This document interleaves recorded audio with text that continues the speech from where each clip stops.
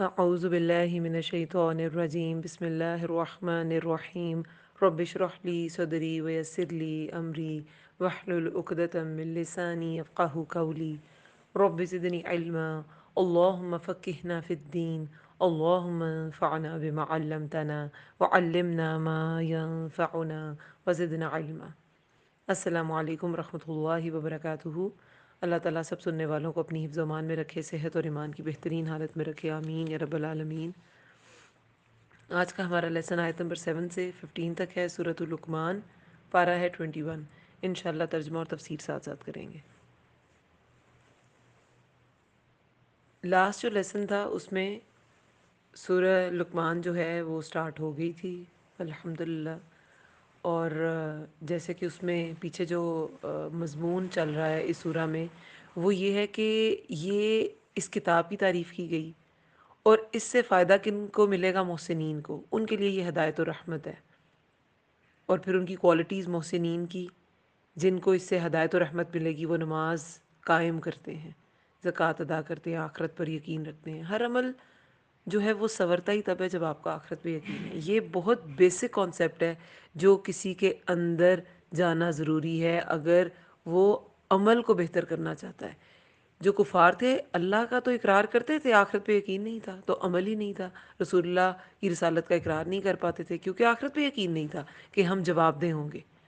پھر یہی لوگ ہیں جو فلاح پانے والے ہیں۔ اور پھر اس کے برعکس کچھ لوگ کیا ہیں، وہ کھیل تماشے والی بات لے آتے ہیں، جیسے ہم نے نضر بن حارث کا پڑھا کہ وہ کیا، اس نے رسول اللہ کے مقابلے میں، جب رسول اللہ صلی اللہ علیہ وسلم قرآن کی مجلسیں ہوتی تھیں، قرآن کی مجلس میں بیٹھتے تھے، تو یہ جو نضر بن حارث ہے یہ کہانیوں کی محفل سجا لیتا تھا، دارا و سکندر، رستم اور اسفندیار کے قصے سناتا تھا، اور وہ ایک مغنیہ خریدی ہوئی تھی جس کو سب کے پاس بھیجتا تھا جو اسلام کی طرف مائل ہونے والے ہوتے تھے کہ ان کو گانے سناؤ، ان کا دل بہلاؤ اور انہیں بتاؤ کہ یہ زیادہ بہتر کلام ہے۔ تو ایسے انسان کی مثال، یہ تو چلے نضر بن حارث کے بارے میں کہا جاتا ہے کہ یہ وہ بیسیکلی اس کی اس حرکت پر یہ آیت اتری، اور یہ جو گانا بجانا ہے لہو الحدیث کا ایک معنی بہت بڑا، جو میں نے کافی سارے حوالے بھی آپ کو دیے کہ لہو الحدیث جو ہے وہ بہت سے حوالے ہیں جن میں بتایا جاتا ہے کہ یہ اس سے مراد موسیقی، میوزک ہی ہے۔ لیکن لہو ہر وہ قول و فعل، ہر قول فعل انسان جو اہم کاموں سے انسان کی توجہ کو ہٹا دے، اللہ کے ذکر سے غافل کر دے، کیونکہ سب سے اہم کام تو اللہ کا ذکر ہے، تو اس سے غافل کر دے۔ ابن مسعود بھی قسم اٹھا کے کیا کہتے تھے کہ لہو الحدیث سے مراد گانا بجانا ہے۔ تو اس طرح کی بہت سی مثالیں ہم نے پڑھی تھیں، اور اس کے بہت سے حوالے بھی ہم نے پڑھے تھے۔ اور لہو الحدیث، اس کے بعد موسیقی کے علاوہ بہت سی ایسی چیزیں جو انسان کو غیر اہم کاموں کی طرف لے جاتی ہیں، اہم کاموں سے نکال کے، وہ سب لہو الحدیث میں ہی آتی ہیں۔ ٹھیک ہے، وہ سب لہو الحدیث میں ہی آتی ہیں۔ پھر اس کا فرق بھی ہم نے پڑھا کہ ہر طرح کا ترنم میں بولا ہوا کلام لہو الحدیث نہیں ہوتا۔ جو انسان کو کیونکہ اہم کام سے غافل کرتا ہے نا، تو جو کلام اہم کام کی یاد دلا رہا ہے اور اللہ کے ذکر کی یاد دلا رہا ہے، تو پھر وہ لہو الحدیث نہیں ہوتا۔ جیسے حدیث میں کیا آتا ہے، دنیا ملعون ہے، لعنت زدہ ہے، ہر چیز پہ لعنت کی گئی ہے، یعنی رحمت ہی نہیں ہے دنیا کی چیزوں میں سوائے تین چیزوں کے: قرآن پڑھنا، قرآن پڑھانا اور اللہ کا ذکر۔ تو جو بات اللہ کا ذکر اللہ کی یاد دلائے یا قرآن کی کوئی آیت سمجھائے، تو وہ لہو الحدیث نہیں ہے، چاہے وہ تھوڑی ترنم سے پڑھی گئی ہے یا بولی گئی ہے۔ اور پھر وہ بناتا ہے بغیر علم کے مذاق، اللہ کے راستے سے بھٹکاتا ہے لوگوں کو بغیر، کوئی اس کے پاس لاجک نہیں، کوئی اس کے پاس ریزن نہیں، لیکن اللہ کے راستے سے لوگ کو بھٹکاتا ہے اور اسے مذاق بنا دیتا ہے اللہ کی کتاب کو۔ میں نے کہا تھا وَيَتَّخِذَهَا، اور وہ بناتا ہے ہا اسے، یہ اسے کی ضمیر کتاب کی طرف ہے، مذاق۔ یہی لوگ ہیں، ان کے لیے ذلیل کرنے والا عذاب ہے۔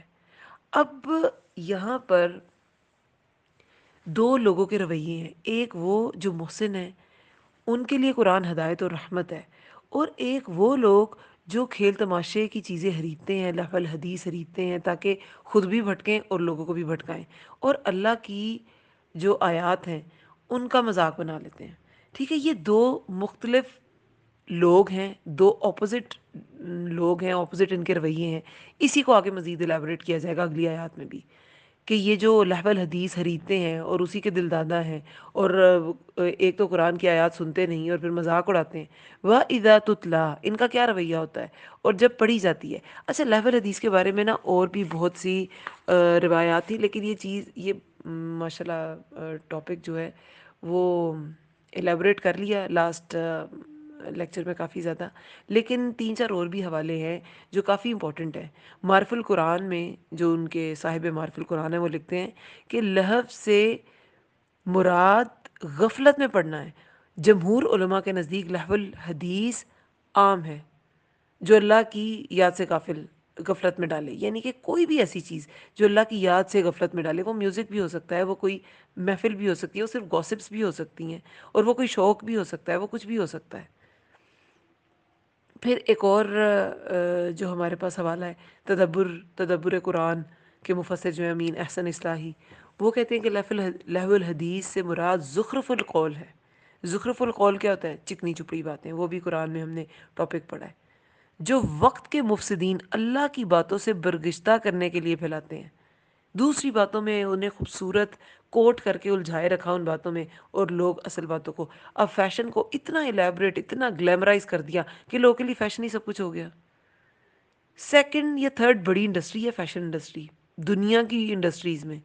اتنی بڑی، اتنا زیادہ لوگوں کو ان کی اپنی اپیرنس کے لیے کریزی کیا ہوا ہے، اور ان کی اپیرنس کے لیے اتنا زیادہ کانشیس کیا ہوا ہے لوگوں کو کہ اسی میں الجھے رہو، وہی سنتے رہو، اسی اپنے ہی شکل کو اور اپنی ہی جسم کو اور اپنے ہی وجود کو سنوارتے رہو. تو یہ جو بھی کوٹڈ باتیں ہیں اور وہ اللہ کی باتوں سے برگشتہ کرنے والی ہیں تو وہ لہو الحدیث ہے. پھر ابو امامہ سے روایت ہے کہ رسول اللہ صلی اللہ علیہ وسلم نے فرمایا، اللہ نے مجھے رحمت للعالمین بنا کر بھیجا، اور میرے پروردگار نے مجھے حکم دیا کہ میں باجوں گاجوں، ساز و مزرا، بتوں، صلیبوں اور امر جاہلیت کو ختم کروں. ان سب چیزوں کو رسول اللہ توڑنے والے ہیں. باجوں گاجوں، موسیقی کے آلات کو رسول اللہ توڑنے والے ہیں، ان کو ختم کرنے والے ہیں، صلیب کو توڑنے والے ہیں. اور عبداللہ بن مسعود تو ہم نے پہلے ہی پڑھا تھا لاسٹ لیسن میں بھی، کہ وہ قسم اٹھا کے کہتے تھے کہ یہ اس سے مراد گانا بجانا ہے. اور گانا بجانا دلوں میں ایسے نفاق ڈالتا ہے جیسے، نفاق ایسے یعنی کہ گرو کرتا ہے جیسے پانی سے گھاس اور سبزہ. تو ایسی کوئی بھی چیز ایون کہ جو آپ کو اس وقت ایٹ دا مومنٹ آپ کو وہ پلیجر بھی دے رہی ہے، آپ کو بڑا اس سے خوشی مل رہی ہے، پھر بھی وہ لہو الحدیث ہی ہے. حدیث مبارکہ میں کیا آتا ہے؟ ہلاکت ہے، ہلاکت ہے، ہلاکت ہے اس شخص کے لیے جو لوگوں کو ہنسانے کے لیے جھوٹ بولے. اگر لوگوں کو ہنسانا بھی ہے اس کے لیے جھوٹ کا استعمال جائز نہیں ہے. مزاح رسول اللہ بھی فرماتے تھے، لیکن وہ ایسا نہیں ہوتا تھا جو بالکل حقیقت سے پرے اور کسی کی تذلیل کرنے والا ہو، کسی کی میمکری کرنے والا ہو، کسی کو کاپی کر کے اس کا مذاق کرنے اڑانے والا ہو. ایسی کوئی بھی چیز رسول اللہ یا صحابہ کے طریقوں میں ایسا مزاح نہیں پایا جاتا تھا. تو یہ سب کچھ جو ہے یہ کیا ہے؟ یہ لہو الحدیث ہے. جو آپ کو اصل آپ کا جو مقصد ہے، انسان کا مقصد کیا ہے؟ احسن عمل کرنا، اس کی بھی بات آئے گی. تو اس سے غافل کر دے، وہ لہو الحدیث ہے. باقی سب دنیا کے جو معاملات ہیں وہ تو دنیا ملعون ہے، دنیا اور اس میں ہر چیز ملعون ہے سوائے تین چیزوں کے.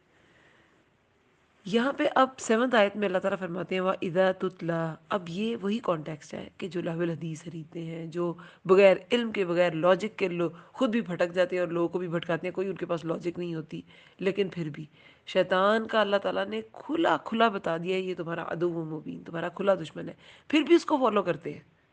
تو ظاہر ہے بغیر علم کے کرتے ہیں نا. شیطان نے تو کوئی علم پرووائڈ نہیں کیا، اللہ تعالیٰ نے تو علم پرووائڈ کیا ہے کہ یہ پڑھو، یہ کرو، یہ احکامات فالو کرو تو تمہاری نجات ہے. یہاں جاؤ گے تو یہ شیطان کا راستہ ہے، یہاں تمہارے لیے بربادی ہے، یہاں تمہاری ہلاکت ہے. لیکن پھر بھی اگر کوئی نہیں مانتا اس کا کیا رویہ ہوتا ہے. وَإِذَا تُتْلَا، اور جب پڑھی جاتی ہیں علیہ اس پر آیاتنا آیات ہماری، واللہ وہ منہ موڑ لیتا ہے، واللہ منہ موڑ لیتا ہے بیزاری کے ساتھ، یعنی کہ منہ موڑ لیتا ہے. مستکبرن، تکبر کرنے والا، تکبر کرتے ہوئے. مستکبر کیا ہوتا ہے؟ تکبر کرنے والا، اللہ کی بات کو اپنی شان کے منافی سمجھنے والا. تو وہ تکبر کرتے ہوئے منہ موڑ لیتا ہے.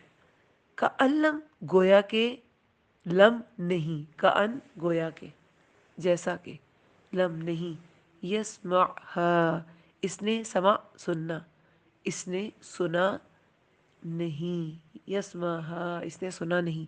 کأن گویا کہ، فی اذنیہ اس کے دونوں کانوں میں. اذنین ہوتا ہے کانوں کا، اذن ہوتا ہے کان، اذنین دو کان، اس کا تثنیہ کا صیغہ ہے. لیکن یہ ڈراپ ہو جاتا ہے نون جب ہم یہ مرکب بناتے ہیں. یہ ڈفرینٹ ٹائپس ہیں مرکبات کی گرامر میں، تو وہ نون ڈراپ ہو جاتا ہے اس میں. ٹھیک ہے، تو یہ گرامیٹیکلی ڈراپ ہو گیا. ویسے یہ اذنین ہی تھا، اذنین ہی.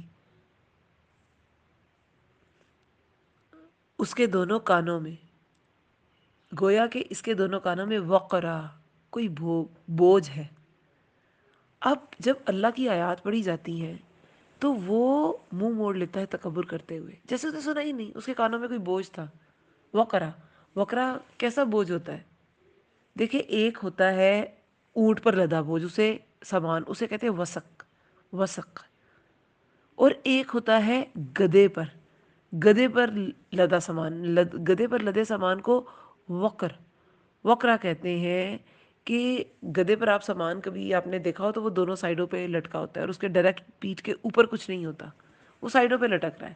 تو ان کے کانوں میں بھی بوجھ ہے، جیسے وہ گدھے کی دونوں سائڈیں اندر پیٹھ پہ کچھ نہیں نہ ٹھہرا، اس طرح کانوں کے اندر بھی کچھ نہیں گیا. کوئی بوجھ ہے جس کی وجہ سے وہ کانوں میں اندر انٹر ہی نہیں ہوتی چیز. ٹھیک ہے، سائڈوں پہ ہی لٹکی رہ جاتی ہے. یہی مماثلت مجھے تو سمجھ آئی کہ گدھے کے اوپر بوجھ کو وقرا کہا جاتا ہے، اور یہاں ان کے کانوں پر بوجھ کے لیے بھی وقرا ہے کہ وہ ارد گرد لٹکا ہے، اندر نہیں جاتا، اوپر نہیں ٹھہرتا، کانوں میں نہیں جائے گا. دونوں کانوں پر بوجھ ہے کہ جیسے کأن فی اذنیہ، گویا کہ ان کے دونوں کانوں میں کوئی وقرا بوجھ ہے. فبشرہ تو خوشخبری دے دیجئے، ہو اسے، ایسے شخص کو، یہ جو لہو الحدیث سنتا ہے، لے کے آتا ہے، خریدتا ہے، اس کے ذریعے لوگوں کو بھٹکاتا ہے، اور پھر جب آیات سنی جاتی ہیں تو بالکل ایسے ہوتا ہے جیسے سنا ہی نہیں. تو اس کو خوشخبری دے دو، کس کی؟ عذاب علیم کی.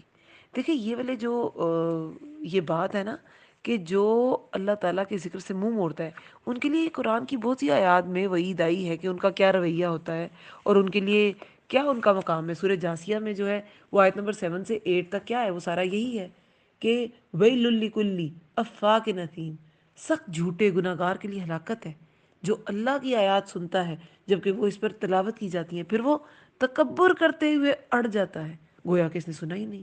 لم یسمعها. تو یہ سارا جو کانٹیکس، یہ سارا جو مضمون ہے وہاں بھی ہے. وبشرہ تو خوشخبری دے دیجئے، بعذاب علیم دردناک عذاب کی. اب یہاں بھی دردناک عذاب کی خوشخبری، تنزیہ کہا گیا ہے. یہاں سورہ لقمان میں بھی تنزیہ کہا گیا ہے، سورہ جاسیہ میں بھی تنزیہ کہا گیا ہے کہ ایسے لوگ کے کانوں میں ایسے ہے جیسے بوجھ ہے، اور گویا کہ انہوں نے سنا ہی نہیں. پھر سورہ بنی اسرائیل، سورہ بنی اسرائیل میں اللہ تعالیٰ نے کیا فرمایا؟ اللہ تعالیٰ فرماتے ہیں، اس کی آیت نمبر ہے 82. آیت نمبر 82 میں اللہ تعالیٰ فرماتے ہیں کہ وَنُنَزِّلُ، اور ہم قرآن میں سے جو نازل کرتے ہیں وہ مومنوں کے لیے شفاء و رحمت ہے. مومنوں کے لیے تو وہ شفاء و رحمت ہے. سورہ لقمان میں بھی ہدی و رحمہ کہا گیا ہے، یہاں پہ شفاء و رحمت کہا گیا ہے. مگر کن کے لیے شفاء و رحمت نہیں ہے؟ وَلَا يَزِيدُ الظَّالِمِينَ إِلَّا خَسَارًا، وہ ظالموں کو خسارے ہی میں زیادہ کرتا ہے. یہ جو قرآن ہے نا، مسلمانوں، مومنوں کے لیے تو شفاء و رحمت ہوگی، مگر یہ ظالم لوگ، ان کو ان کے خسارے میں، ان کے نقصان میں زیادہ کر دے گا۔ تو یہ اس طرح کے مضامین قرآن میں جگہ جگہ ہیں کہ کافر جو ہے وہ ان کا قرآن سن کے حال یہ ہوتا ہے جیسے کان پہ بوجھ ہے، اور وہ سنتے نہیں، اور ان کے لیے دردناک عذاب ہے۔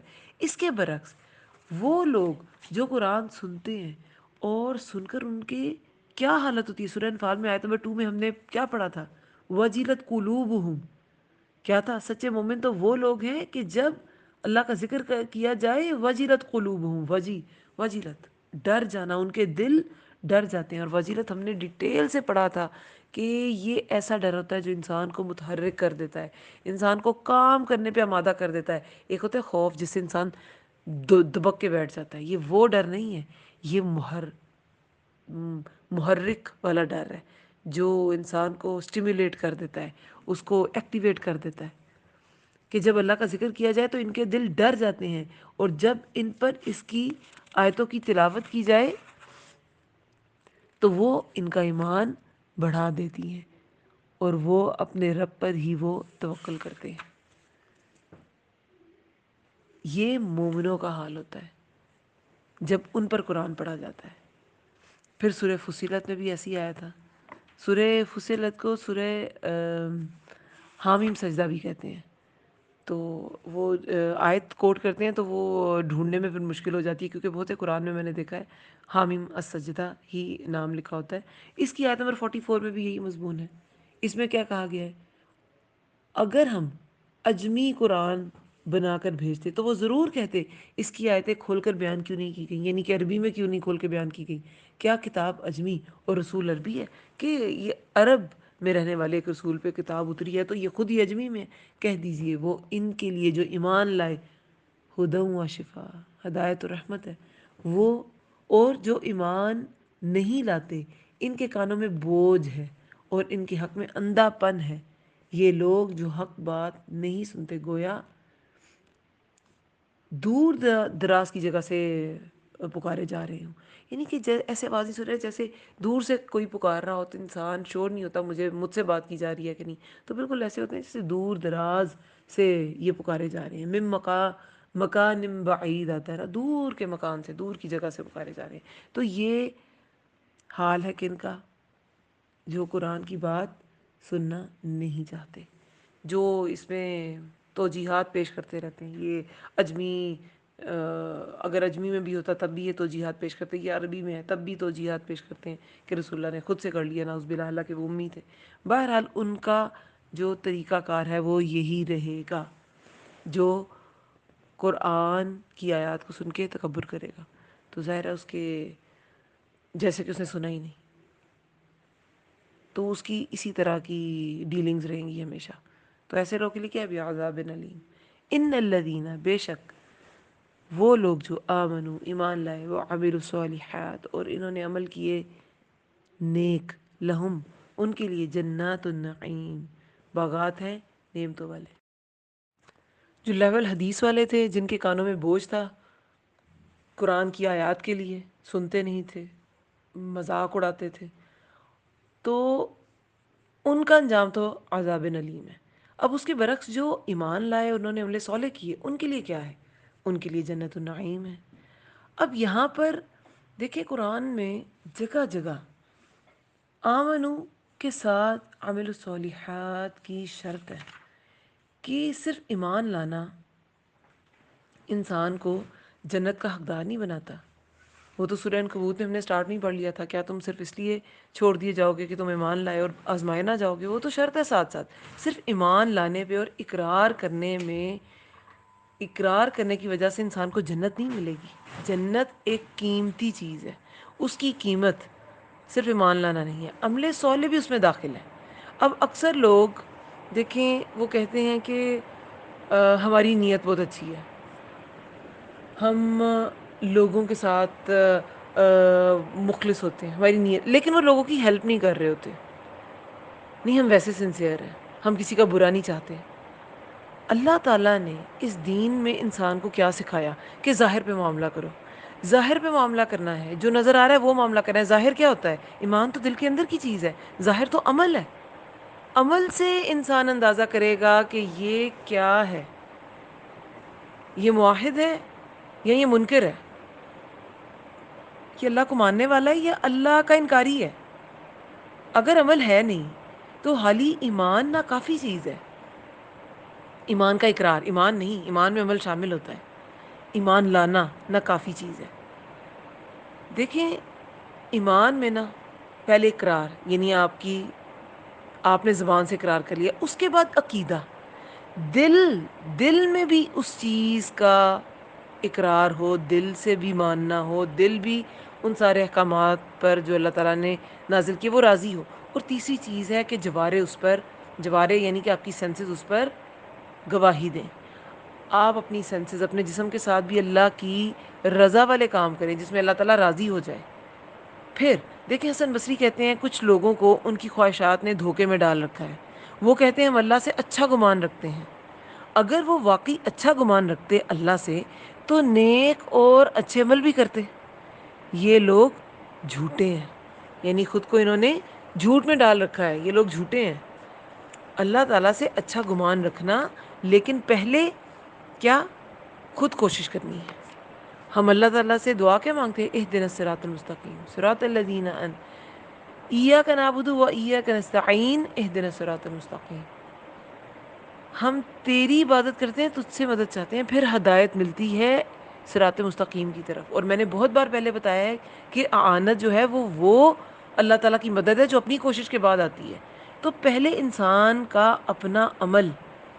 ہاں پھر یہ ہے کہ کچھ عمل ایسے ہوتے ہیں جب وہ انسان کرتا رہتا ہے تو پھر ایک وقت میں نیت بھی کافی ہو جاتی ہے. جیسے کہ حدیث میں کیا آتا ہے کہ اگر کوئی بیمار ہے اور وہ اس عمل سے، اس بیماری نے اسے اس عمل سے روکے رکھا، باز رکھا جو وہ تندرستی کی حالت میں کرتا تھا، تو بیماری میں وہ عمل اس کا نہ کرنے کے باوجود بھی لکھا جاتا ہے.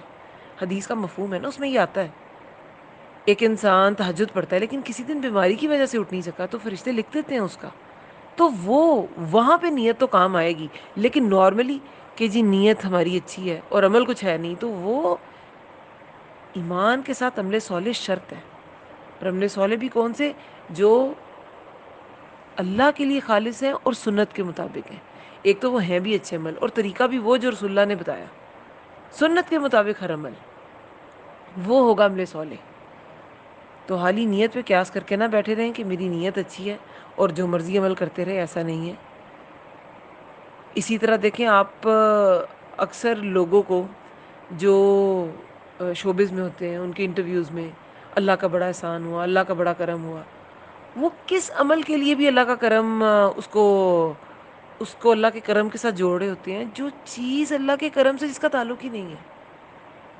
موویز کا اللہ کے کرم سے تعلق ہے، اور وہ بھی جیسی موویز ہمارے ہاں بنتی ہیں یا دیکھی جاتی ہیں وہ اللہ کے کرم کا باعث ہوتی ہیں. تو اللہ کا کرم ہو جاتا ہے جب وہ ہٹ ہو جاتی ہے. وہ تو انسان کو مہلت دی جا رہی ہوتی ہے کہ اب لوٹ آؤ، تم اب لوٹ آؤ. تو وہ اللہ کا کرم نہیں ہوتا. عمل صالح کے ساتھ اللہ کا سب سے بڑا کرم متصل ہے، وہ ہے جنت النعیم، نعمتوں والی جنت. اور اس میں ایک تو نعمتیں ہیں، وہ جنت ہے، اور پھر اس میں خلد ہے، خالدین فیہا، ہمیشہ رہنے والے ہیں ان میں. وعد اللہ حقا، وعدہ ہے اللہ کا سچا. وہو العزیز الحکیم، اور وہ بہت زبردست خوب حکمت والا ہے. اللہ تعالیٰ زبردست ہے. کوئی یہ نہیں کرتا تو وہ انتقام لینے پہ، کہیں پہ اس کا مطلب انتقام لینے والا بھی کیا جاتا ہے، وہ بہت زبردست انتقام لینے والا ہے. اور یہ نہیں کہ زبردست ہے، وہ اس بات پر قادر ہے کہ وہ انتقام لے سکے، کہ وہ سزا دے سکے، اور اس بات پہ بھی قادر ہے کہ وہ حکمت کے تحت اسے چھوڑ دے کچھ عرصہ. حکیم. لیکن اس کا یہ مطلب نہیں ہے کہ اللہ کا وعدہ ہوگا نہیں، ہوگا ضرور.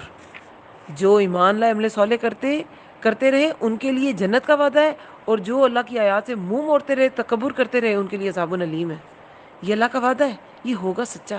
ہاں کبھی اللہ تعالیٰ زبردست ہوتا ہے، کبھی اللہ تعالیٰ حکیم ہوتا ہے، حکمت کے تحت نہیں فوراً کوئی بھی سزا ملتی ہے، اور کبھی کبھی فوراً زبردست سزا ملتی ہے. مومن کے لیے تو ہوتی فوراً ہے تاکہ دنیا میں ہی وہ سبق سیکھ لے، اللہ کی طرف مڑ جائے. اور جو کافر ہے، جو اپنے آپ کو بالکل ثابت کر دیتا ہے کہ میں کفر پر ہوں، میں نہیں ماننے والا، تو پھر اس کو اس کی رسی دراز بھی کی جاتی ہے. خلق السماوات، اس نے پیدا کیا آسمانوں کو، بغیر عمد.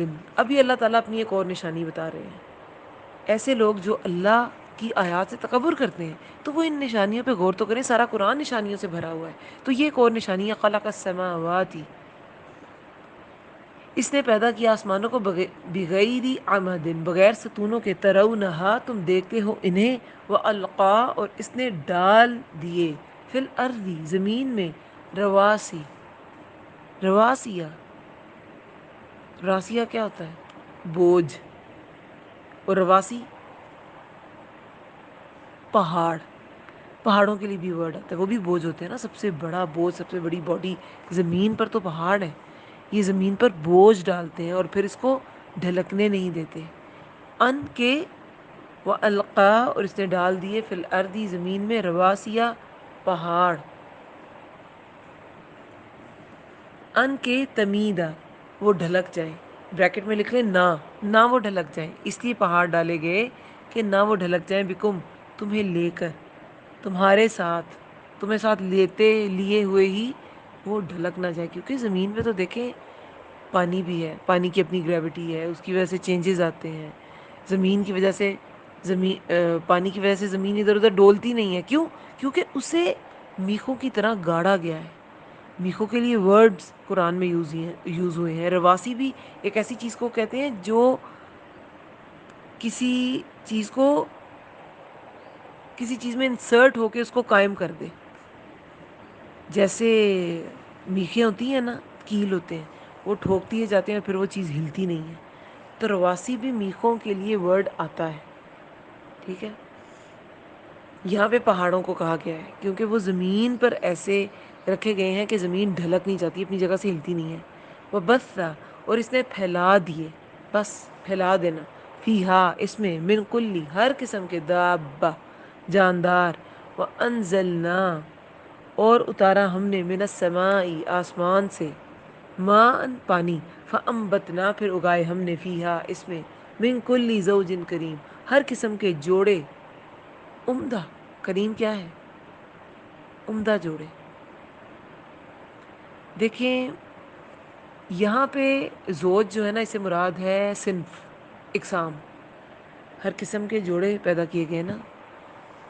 اس سے جو نباتات اگتی ہے، آسمان سے پانی جو آتا ہے، اس سے پھر زمین ہری بھری ہو جاتی ہے، مردہ زمین زندہ کر دی جاتی ہے اور مختلف جوڑے اگتے ہیں.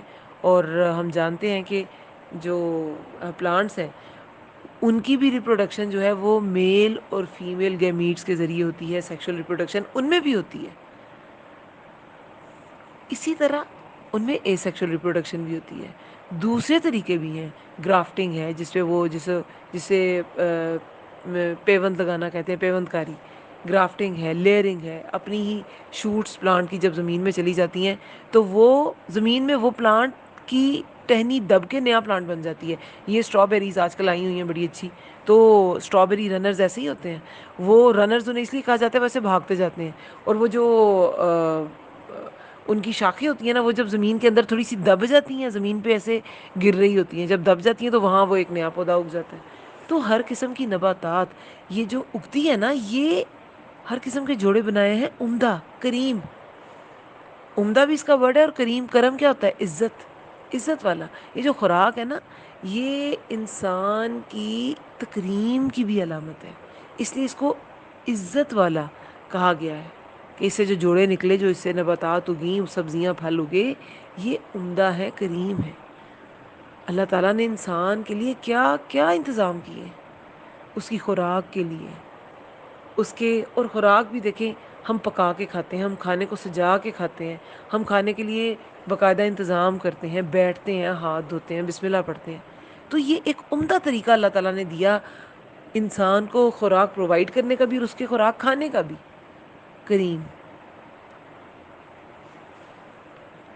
تو پھر کیا کیا نشانی اس آیت میں بتائی گئی کہ تم دیکھتے نہیں ہو کہ اللہ تعالیٰ نے زمین، اتنی بڑی زمین، اور اس میں زیادہ تر حصہ 70% تو واٹر ہے، اور پانی جب ٹھاٹے مار رہا ہے اندر تو یہ ڈھلک نہیں رہی. کیوں؟ پہاڑوں کے اوپر گاڑ دیا. اور ہر طرح کے جاندار اس میں پھیلا دیے، جانور بھی ہیں، چرند پرند، رینگنے والے، چلنے والے اور اچھلنے والے، کینگرو ہے، فراگ ہے، وہ اچھلتے ہیں، اور کچھ جو ہیں وہ رینگتے ہیں، کچھ جو ہیں وہ جیسے جو سانپ ہے وہ رینگتے ہیں، کچھ چلتے ہیں، انعام ہیں، مویشی ہیں، جانور ہیں، اونٹ، گائے، بھینس، بکری، یہ سب، تو ہر قسم کے جوڑے جاندار پھیلا دیے، اور آسمان سے پھر ہم نے پانی اتارا جس سے ہر قسم کے جوڑے نکلتے ہیں عمدہ ترین۔ پھر آیت نمبر 11 میں ھذا، یہ ہے، خلق اللہ، تخلیق اللہ کی، یعنی کہ یہ ہے اللہ کی تخلیق، اللہ تعالیٰ دعوت دے رہے ہیں، غور کرو ان پہ، فَأَرُونِی، تم اللہ کی تخلیق کو دیکھو، فَأَرُونِی، تو دکھاؤ مجھے، اور مجھے بھی ذرا دکھاؤ، ماذا، کیا کچھ، خلق الذین، پیدا کیا ان لوگوں نے جو، من دونہ، اس کے سوا ہے۔ رب کس کو مانا جاتا ہے؟ یا اللہ کو، یا من دون اللہ، یا اللہ کے سوا باقی ہستیوں کو؟ تو جو اللہ کے سوا ہے ذرا مجھے دکھاؤ۔ میں نے تو بتا دیا کہ پورے دنیا میں کوئی چھت ایسی نہیں جو بغیر ستونوں کے ہے، لیکن میں نے آسمان، اتنی دنیا کی سب سے بڑی چھت بغیر ستونوں کے قائم کر دی، اور جتنا زیادہ ویٹ ہوتا ہے نا، ویٹیج جتنی ہوتی ہے کسی بھی چھت کی، اتنے بھاری موٹے موٹے ستون نیچے لگتے ہیں۔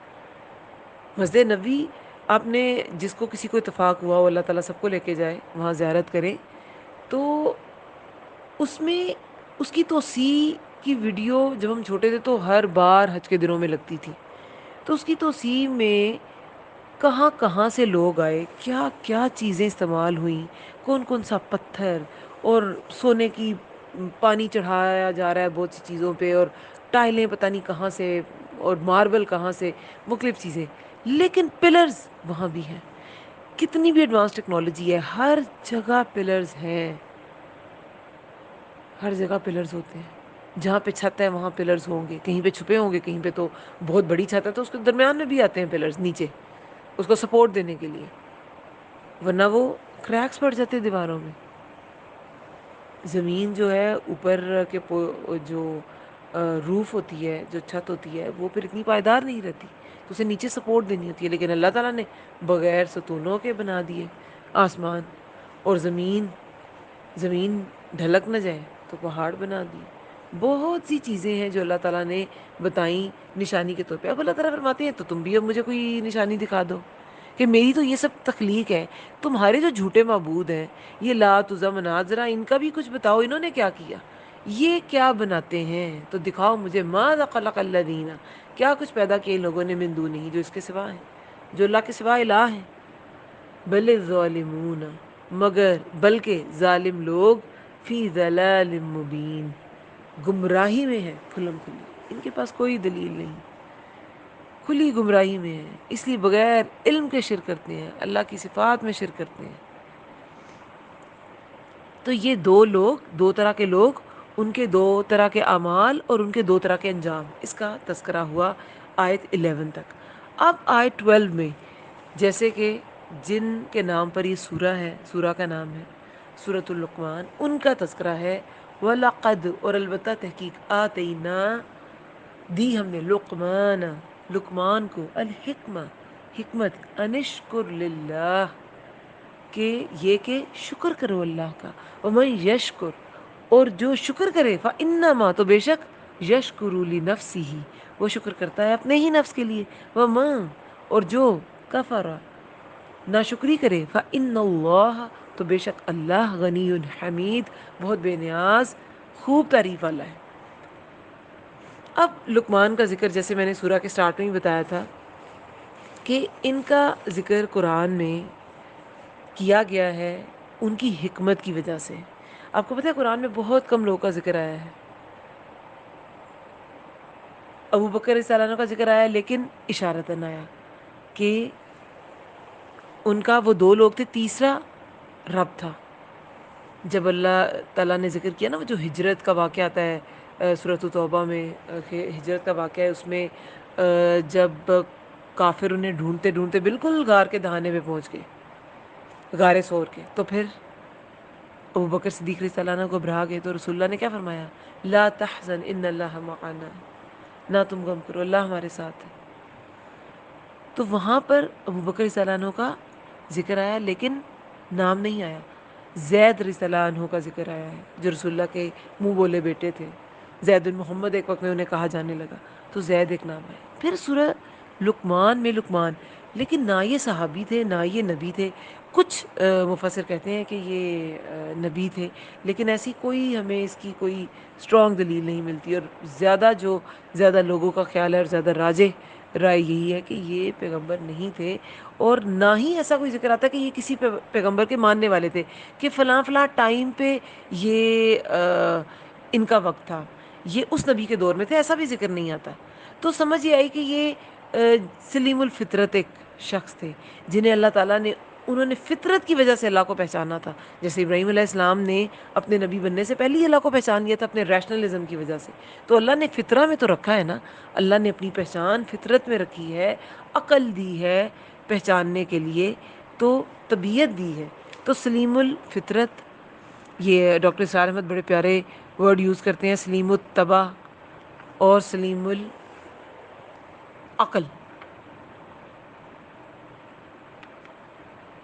عقل کے لحاظ سے بھی سلیم لوگ, ٹھیک ہے. تو ایسے شخص تھے لقمان علیہ السلام کہہ رہی ہوں کہ اللہ تعالیٰ ان پہ سلامتی دے. حکیم لقمان انہیں کہنا جو ہے وہ بھی انف ہے, اللہ کے نیک بندے تھے, اللہ تعالیٰ ان پر سلامتی نازل کرے.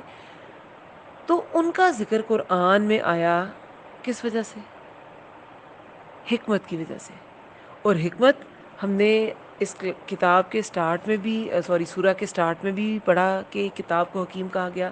تو حکیم حکمت کیسے آتی ہے, یہ کیسے انسان کے علم سے سٹارٹ ہوتی ہے, اس کے عمل میں ڈھلتی ہے, پھر وہ اس پہ صبر کرتا ہے, مشقتیں برداشت کرتا ہے, وہ عدل کرنے لگتا ہے, اور پھر ایک وقت آتا ہے وہ محسن بن جاتا ہے.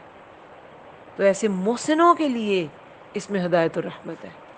تو یہ احسان کے ساتھ ساتھ ہے حکمت. تو لقمان ایک حکیم شخص تھے. ان کی حکمت کی بہت سی جو کہانیاں ہیں نا وہ سرکولیٹ کرتی ہیں, روایات میں آتی ہیں. جو ایک بہت مشہور قصہ ہے جو اکثر ہم نے بچپن میں بھی سن رکھا تھا کہ غلام تھے. کہا جاتا ہے کہ مصر اور سوڈان کے درمیانی علاقہ ہے جہاں کے رہنے والے تھے, حبشہ یا مصر کے, اس کے مطلب قریب کا علاقہ ہے. اور حبشی غلام تھے. میں نے جیسے کہا نا کہ مجاہد کہتے ہیں کہ یہ حبشی غلام تھے, موٹے ہونٹوں والے, اور جو بھی ان کا ایسے حال حلیہ ہوتا ہے. تو غلام تھے لیکن فراست بہت تھی. اللہ تعالیٰ نے ذہانت کو کسی کے لیے مختص تو نہیں نہ کیا کہ یہ امیروں کو ہی ملے گی یا بہت غریبوں کو ملے گی, یہ کسی کو بھی اللہ تعالیٰ عطا کر سکتے ہیں, کسی غلام کو بھی, کسی بہت بڑے اسٹیٹس والے کو بھی. ان سے ایک بار پوچھا گیا تھا کہ آپ کو حکمت کیسے, اتنا مقام کیسے ملا؟ تو انہوں نے کہا کہ 2-3 چیزیں کہیں کہ ایک تو یہ کہ میں تقدیر پر ایمان, جو اللہ تعالیٰ کی طرف سے ہوتا ہے اس پر ایمان رکھتا ہوں, اور یقین, اللہ پر یقین. ایک جو پوائنٹ ان کا تھا نا مجھے بڑا وہ اس پہ زبردست لگا کہ جب میری ضرورت نہیں ہوتی تو میں نہیں بولتا. یہ پوائنٹ بہت زبردست ہے. بلا ضرورت مت بولے, انسان ہلکا ہو جاتا ہے. اس کی رائے کی امپورٹنس تبھی ہے جب اس سے رائے لی جائے. ہاں کہیں بہت کوئی گڑبڑ ہو رہی ہے تو آپ کو بتانا ضروری ہے, گواہی دینی ضروری ہے کہ یہ چیز غلط ہے یا ایسے انسان کے ساتھ ڈیلنگ غلط ہے, وہ ایک الگ چیز ہے. لیکن فضول میں یہ گوسپنگ کیا ہے, خواہ اپنی اظہار رائے ایسی چیزوں کے بارے میں کہ نہ ان تک آپ کی رائے پہنچے گی, نہ آپ کی رائے کا کوئی اثر ہوگا ان پر, تو ایسی چیزوں کو آپ نے کیوں رائے دے دے کر اپنا ٹائم ویسٹ کرنا ہے. ایک ان کا قصہ آتا ہے کہ وہ غلام تھے تو ان کے مالک نے, ان کے آقا نے کہا کہ بکری کو ذبح کر کے, کہیں پہ مرغی آتا ہے کہیں پہ بکری آتا ہے, ذبح کر کے اس کا بدترین حصہ لاؤ. تو وہ زبان اور دل لے آئے. اور پھر آتا ہے کہ ایک دن کہا کہ اب اس کا جو ہے وہ سب سے بدترین حصہ لے آؤ. تو تب بھی وہ کیا لے آئے؟ زبان اور دل لے آئے. پہلے بدترین کا, بعد میں بہترین کا. بہرحال جو بھی ہے, آگے پیچھے ہو سکتے ہیں ورڈز, لیکن زبان اور دل لائے. تو مالک نے پوچھا کہ تم جب سب سے اچھا حصہ کہا تب بھی یہی اٹھا لائے, سب سے برا کہا تب بھی یہی 2 چیزیں اٹھا لائے. تو انہوں نے کیا فرمایا تھا, 2 نعمتیں ایسی ہیں کہ یہ درست ہوں تو یعنی ان کا استعمال اگر صحیح کیا جائے تو سب ٹھیک رہتا ہے، اور اگر یہ بگڑ جائے تو سب کچھ بگڑ جاتا ہے۔ آپ اپنے زبان اور دل کی حفاظت نہیں کر سکتے۔ زبان سے کیا ہوتا ہے؟ مسلمان کی زبان اور ہاتھ سے دوسرا مسلمان محفوظ رہتا ہے، اور دل سے کیا ہوگا؟ آپ گمان کرتے رہیں گے اور آپ ایونچولی کسی گناہ میں پڑ جائیں گے، کیونکہ زیادہ گمان سے بچو، سورہ حجرات میں آتا ہے 12 آیت میں، زیادہ گمان سے بچو کیونکہ کچھ گمان گناہ ہوتے ہیں۔ تو دل اور زبان دونوں بہت امپورٹنٹ ہے ان کا درست ہونا۔ پھر اچھا، یہ وہی بات ہے، یہ مجاہد نے اسے کوٹ کیا ہے کہ یہ موٹے ہونٹوں والے حبشی غلام تھے، ان سے ایک بار پوچھا گیا کہ آپ کو یہ سٹیٹس کیسے ملا، تمہیں حکمت، فہم و شعور کیسے حاصل ہوا؟ یہ ایگزیکٹ کوٹ ہے۔ تو کہنے لگے راست بازی، سچائی کی وجہ سے اور امانت کے اختیار کرنے سے۔ پھر کہا کہ بے فائدہ باتوں سے اجتناب اور خاموشی کی وجہ سے۔ ابھی بے فائدہ باتوں سے اجتناب کی بات میں حکمت آ گئی، اور پہلے ہم نے کیا پڑھا؟ لہو الحدیث، اس سے حکمت نکل جاتی ہے۔ جو لہو الحدیث کا معاملہ کرتے ہیں تو وہ اس کتاب حکیم کو حضوا بنا لیتے ہیں، مذاق بنا لیتے ہیں۔ لیکن حکیم لقمان وہ ہر جگہ سے خیر لینے کی کوشش کرتے تھے۔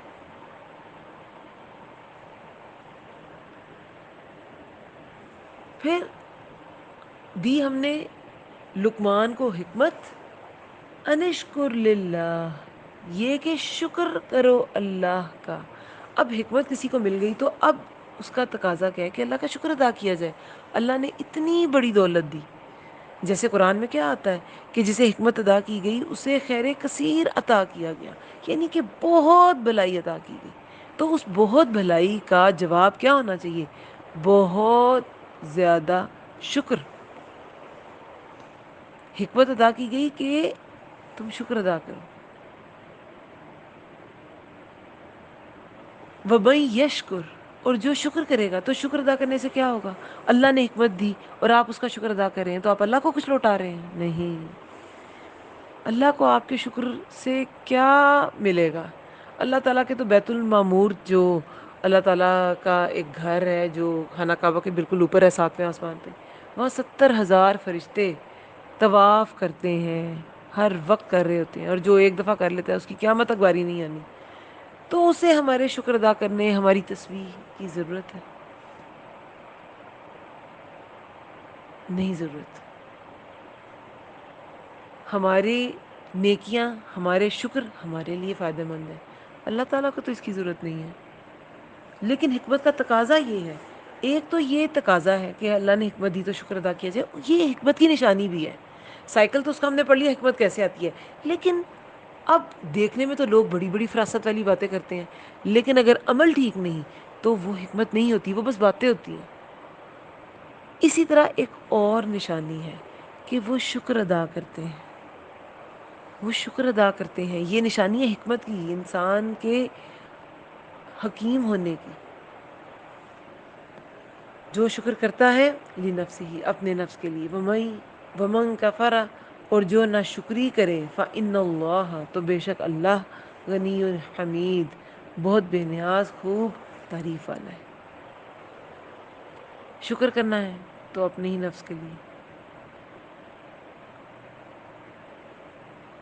اور اگر شکر نہ کیا تو نقصان کس کو ہے؟ اپنی ہی ذات کو نقصان ہے۔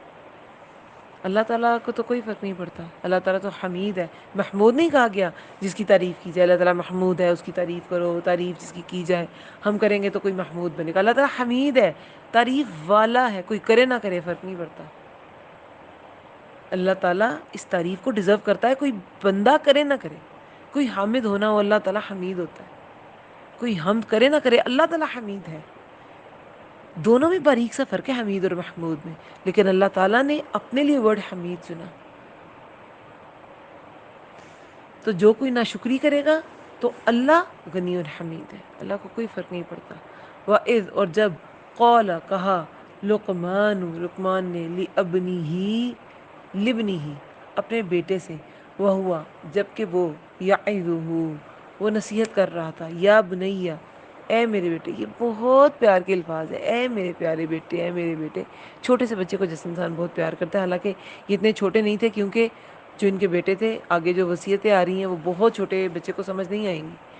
یا بنیا، اے میرے بیٹے، لا تشرک، نہ تم شریک ٹھہراؤ، باللہ، ساتھ اللہ کے، ان الشرک، بے شک شرک، لظلم عظیم، یقیناً ظلم ہے بہت بڑا.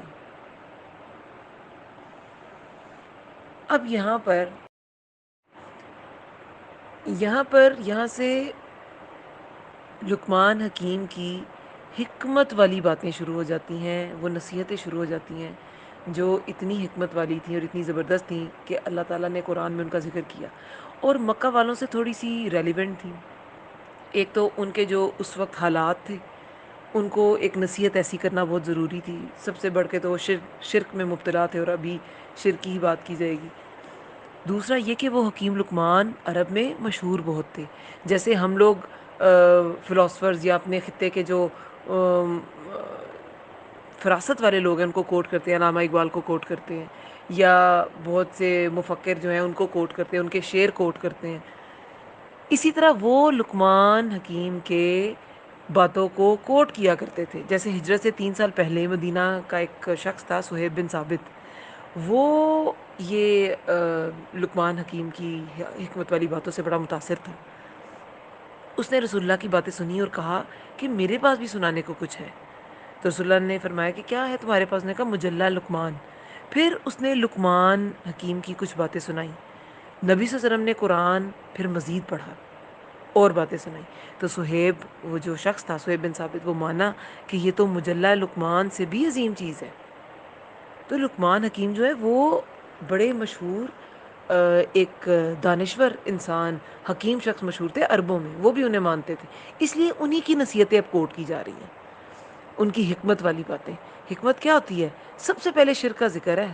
انہوں نے اپنے بیٹے کو شرک کی تردید کی نصیحت کی ہے، کیونکہ راس الحکمہ مخافت اللہ، حکمت کی بنیاد اللہ کا خوف ہے. حکمت کے بارے میں ڈیفرنٹ ڈیفینیشنز ہیں. جیسے امام راضی کہتے ہیں کہ علم کے مطابق عمل کرنے کی توفیق کا نام حکمت ہے. ہم نے یہ شروع میں ڈسکس کر لیا تھا کہ علم سے یہ سائیکل سٹارٹ ہوتا ہے، پھر عمل کے بغیر حکمت نہیں آتی. آپ علم کی جتنی مرضی بڑی باتیں کر لیں، اس شخص کا لوگ مذاق اڑاتے ہیں کہ خود یہ کیا ہے اور یہ باتیں دیکھو کتنی بڑی کر رہا ہے. ابن عباس کہتے ہیں کہ حکمت نام ہے عقل اور فہم و فراست کا. تو یہ فہم و فراست کی باتیں ہیں، یہ ساری جتنی بھی ہیں، جو ان کو لے گا وہ عقل مند شخص ہے. سب سے پہلی نصیحت جو لقمان نے اپنے بیٹے کو کی، بیٹے کا نام روایات میں آتا ہے انعم تھا یا اشکما تھا، واللہ عالم، لیکن یہ ایسے آتا ہے کہ ان کا یہ بیٹے کا نام یہ تھا. تو سب سے پہلی جو چیز ہمیں پتہ چلتی ہے اس آیت سے،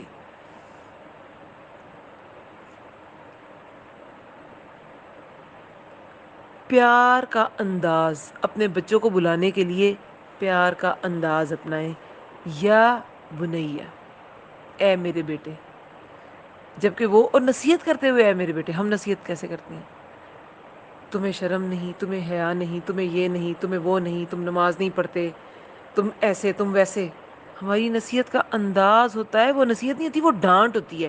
ڈانٹ اور نصیحت میں فرق ہے. واز ایسی نصیحت جو دل پر اثر کرے. یعظہ، واز کیا انہوں نے، نصیحت کی اپنے بیٹے کو. تو واز کرنا ہے بچوں کو دین کی طرف لانے کے لیے، ڈانٹ ڈپٹ نہیں کرنی. ڈانٹ اور چیز ہے. تو جب آپ نے دین کی طرف لے کے آنا ہے تو نصیحت کرنی ہے، واز کرنا ہے، ایسی نصیحت جو دل پہ اثر کرے. اور جب کہا لقمان نے ابنی لبنی ہی، اپنے بیٹے سے، وہو یعظہ، جبکہ وہ نصیحت کر رہا تھا اسے. یا بنیا، اے میرے بیٹے، لا تشرک باللہ، نہ تم شریک ٹھہراؤ ساتھ اللہ کے. ان الشرک لظلم عظیم، بے شک شرک یقیناً ظلم ہے بہت بڑا. ظلم کیا ہوتا ہے؟ کسی چیز کو اس کے مقام سے ہٹا دینا. ہم اکثر اس کی ڈیفینیشن کیا کرتے رہے ہیں؟ حقدار کو حق نہ دینا. تو وہ کیا ہوتا ہے؟ حقدار کا جو حق ہوتا ہے ہم اسے اس کے مقام سے ہٹا دیتے ہیں نا. تو شرک ظلم عظیم ہے، کیونکہ یہ وہ حق تھا جس کا سب سے بڑا حقدار اللہ تعالیٰ تھا. توحید اللہ تعالیٰ کا پہلا اصول ہے اسلام میں داخل ہونے کا. اس کے بغیر انسان مسلمان نہیں ہو سکتا. تو یہ پہلا حق ہے اور صرف اللہ کا حق ہے. اور اس میں اگر شرک کر دیا تو ظلم عظیم، سب سے بڑا ظلم. لا ظلم عظیم، یقیناً یہ بہت بڑا ظلم ہے. شرک بہت طرح کا ہوتا ہے، ذات میں، صفات میں، عبادات میں. ذات کے، اللہ تعالیٰ کی ذات کے علاوہ بھی کوئی ہے جو یہ دنیا کا نظام چلا رہی ہے. عبادات، اللہ کے علاوہ بھی کسی کو کریڈٹ دے دیا، کسی کو سجدہ کر دیا، کسی کو جا کے کہیں پہ جو حاضریاں دیتے ہیں لوگ، مطلب بہت سے ریچولز ہیں. کس کس کا نام لیا جائے، کیا کیا نہیں کرتے. کون کون سی شرک کی قسم ہم مسلمانوں میں نہیں ہیں. شرک کی بہت سی ٹائپس ہیں. سب سے پہلے تو الوہیت میں، الہ سے نکلا ہے الوہیت. الہ بنانے میں شرک، کسی کو الہ ہی بنا ڈالا. الہ کیا ہوتا ہے؟ معبود، جس کی عبادت کی جائے. جیسے کافروں نے لات، عزیٰ، منات. ہم لوگ سجدے تو نہیں کرتے لیکن ہم باتوں باتوں میں بہت سے ہم نے الہ بنائے ہوتے ہیں. شرک والی باتیں کر بیٹھتے ہیں ہم. تو الوہیت میں، عبادت میں کسی کے ساتھ شریک ٹھہرایا جائے. پھر ربوبیت میں، رب ہونے میں. رب کیا ہوتا ہے؟ مربی، دینے والا، پالنے والا، خالق، مالک، نشو و نما دینے والا، مدبر، تدبیر کرنے والا، ساری زندگی کا پلانر. تو ربوبیت میں ان سب چیزوں میں شرک کرنا، کہ کوئی چیز ملی، یہ اولاد مجھے فلاں درگاہ پہ جا کے میں نے منت مانگی تھی وہاں سے ملی ہے، تو یہ کیا ہے؟ آپ نے شرک کیا. کسی کا احسان ایسے ہم اتارنے کی کوشش کرتے ہیں، آپ نہ ہوتے تو ہمارا نہ جانے کیا ہوتا. کوئی شخص کسی کے حالات کی درستگی کا مالک نہیں ہو سکتا جب تک کہ اللہ نہ چاہے. کوئی کسی کو حالات، کسی کے حالات کے بگاڑنے کا ذمہ دار نہیں ہو سکتا جب تک کہ اللہ نہ چاہے. تو ربوبیت میں، رب ہونے میں بھی شرک کرتے رہے لوگ. پھر اسماء و صفات میں، اللہ کے جو اسماء و صفات ہیں، اس کے جو نام ہیں، اس کی جو صفات ہیں، اس کا مالک صرف اللہ تعالیٰ ہے. کسی اور کو قرار دینا یہ بھی اللہ کی صفت یا اللہ کے اسم کا انکار کرنا، یہ بھی بہت سخت گناہ کی بات ہے. کچھ نکال دیا اللہ کی ذات سے، کوئی صفت نکال دی، کوئی ڈال دی، سب شرک ہے. جو اللہ تعالیٰ نے صفت بتائی نہیں، وہ اپنے انداز میں بتا دی، وہ بھی شرک ہے. جیسے دیکھیں اللہ کا ہاتھ ہے، بیدک الخیر، اللہ کے ہاتھ میں خیر ہے، اور اللہ کے تو دونوں ہاتھ ہی دائیں ہیں. اب اس کی انسان وضاحتیں دینے لگے، انسان جیسے ہاتھ ہیں، ایسی انگلیاں، یہ ہے، وہ ہے، دونوں ایک ہی طرف ہے. مطلب جس کی اللہ نے کوئی دلیل نہیں اتاری، تو وہ بھی شرک. وہ بھی آپ نے کیا کیا؟ شرک کیا. اللہ کے اسماء اور صفات میں شرک کیا. تو یہاں پر ہر طرح کے شرک سے منع کیا جا رہا ہے. یہ وصیت کی، نصیحت کی لقمان حکیم نے اپنے بیٹے کو کہ اے میرے بیٹے، نہ تو شرک کرنا ساتھ اللہ کے، ان الشرک لظلم عظیم، بہت بڑا ظلم ہے. ووصینا، اور تاکید کی ہم نے، ووصینا الانسان، اور تاکید کی ہم نے انسان کو، بوالدیہ، ساتھ اپنے والدین کے. یہاں بھی والدین تھا لیکن نون ڈراپ ہو گیا مرکب کی وجہ سے. مرکب بنانا ہی آگے، تو اس میں نون جو ہے وہ ڈراپ ہو جاتا ہے. ساتھ اپنے والدین کے احسان کی، یہ وصیت کی لقمان حکیم نے وصیت کی، تاکید کی ہم نے انسان کو ساتھ اپنے والدین کے احسان کی. حملتہ، اٹھایا اس کو، امہ، اس کی ماں نے، وہنن، کمزوری، علی وہن، کمزوری پر کمزوری، بریکٹ میں لکھ لیں سہتے ہوئے، وفصالہ، اور دودھ چھڑوانا ہوا اسے، فی عامین، 2 سال میں، انشکر، کہ شکر کرو، لی، میرا، والدی، ولی والدی کا، اور اپنے والدین کا، الی المصیر، طرف میرے ہی لوٹنا ہے. پہلے حکمت کی جو ایک نشانی بتائی گئی، تقاضا بتایا گیا، وہ شکر تھا. اور اب والدین کے شکر کی بھی بات کی گئی ہے. تو یہ شکر گزاری اتنی امپورٹنٹ کیوں ہے؟ کیونکہ اس کے بہت سے فائدے ہیں. یہ پیچھے نا نصیحت انہوں نے اپنے بیٹے کو کی تھی، لقمان حکیم نے. ٹھیک ہے، یہ وہ صحیح نل انسانہ. یہاں یہ اللہ کا حکم شروع ہو رہا ہے، کیونکہ یہاں پر کیا انسان کو تاکید ہے نا. تو یہ حکیم لقمان نے نہیں کی. میں نے بھی کہا کہ حکیم لقمان نے کی، نہیں. یہاں پر یہ اللہ تعالیٰ کا کلام ہے. ٹھیک ہے، پھر آگے انشاءاللہ جو جو ہم بڑھیں گے، یہ جو 16 آیت سے پھر دوبارہ سٹارٹ ہو جائے گا لقمان حکیم کی بات جو ہے، یا بنیا انہا، دوبارہ وہ اپنے بیٹے کو نصیحت کریں گے. بہرحال شکر گزاری کی بات ہے، حکمت کا بھی تقاضا ہے، اور یہاں پہ والدین کی بھی شکر گزاری کی بات ہے. اس کے بہت سے فائدے ہیں. سب سے بڑا فائدہ، نعمت کا دوام حاصل ہوتا ہے. جو نعمت ہے نا وہ قائم رہتی ہے. پھر اللہ کا قرب حاصل ہوتا ہے. آپ اللہ کا شکر ادا کریں گے، الحمدللہ کہیں گے، کہتے رہیں گے، تو نہ کہنے میں اور کہنے میں کوئی فرق نہیں. ہوگا فرق. میزان بھر جائے گا، بار بار بھرے گا، پورا بھر جائے گا. پھر دلی سکون ملے گا. یہ شکر کا فائدہ ہے. پھر جیسے قرآن میں اللہ تعالیٰ نے کہا کہ تم میرا شکر ادا کرو، میں تمہیں اور زیادہ دوں گا، تو مزید نعمت ملے گی. پہلی نعمتوں پر دوام، آگے مزید نعمتیں.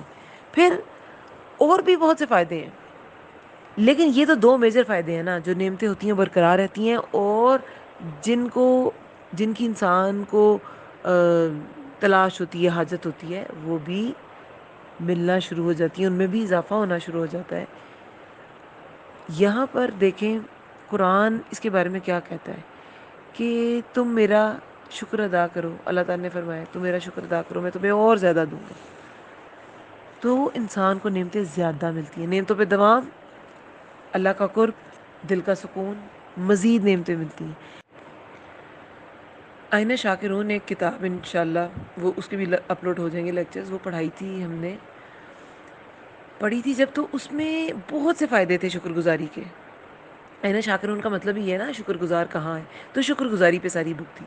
اس میں ایک فائدہ ہم نے پڑھا تھا کہ جب انسان نعمتوں کا شکر ادا کرتا ہے نا، تو جس نعمت کو وہ جانتا نہیں ہوتا وہ بھی نظر آنے لگتی ہے.